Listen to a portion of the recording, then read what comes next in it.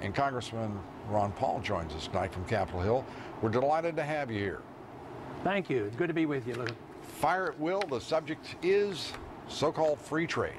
Free trade, and I'm for free trade, although I'm not for the type of system that we have today because I don't believe it's my concept of free trade.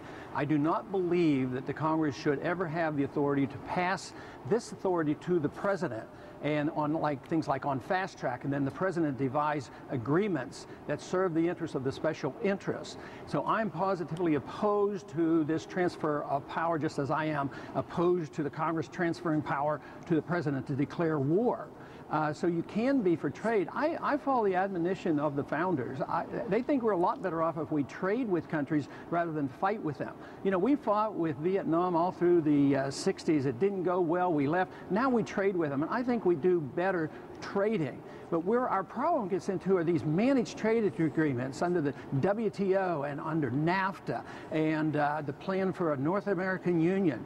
These are the kind of movements I think are very detrimental to our national sovereignty. I don't think it helps our workers. And in combination with our monetary policy, we are now exporting our jobs due to a flawed trade policy and actually a flawed foreign policy, because we have allowed too much power to gravitate to the executive branch, and the Congress won't live up to their responsibilities. The Congress is supposed to be protecting us, protecting and guarding against guarding our liberties. At the same time, here we are once again in an undeclared war overseas. It's going on endlessly, trying to enforce UN resolution, which is very disruptive to our economy. It causes huge deficits, and that is more disruptive to our trade policies as well. So, but I do not believe we can solve all our trade problems unless we eventually look at monetary policy.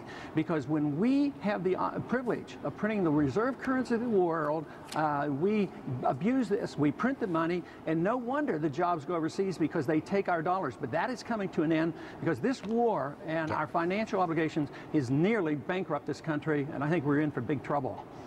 Congressman, you did it. I mean, that's 2 minutes uninterrupted. We appreciate it. Let me ask you a couple of follow-up questions, if I may.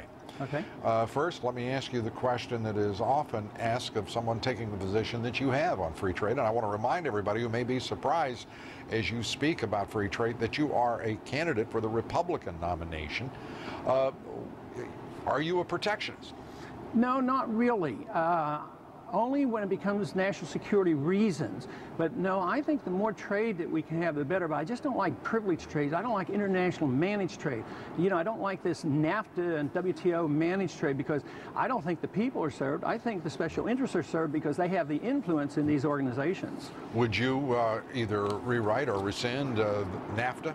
I'd get rid of NAFTA and WTO for that matter. I certainly don't want a North American Union, and I'm sick of these plans for this highway coming through here that's going to go from Mexico to Canada. That's not my idea of national sovereignty.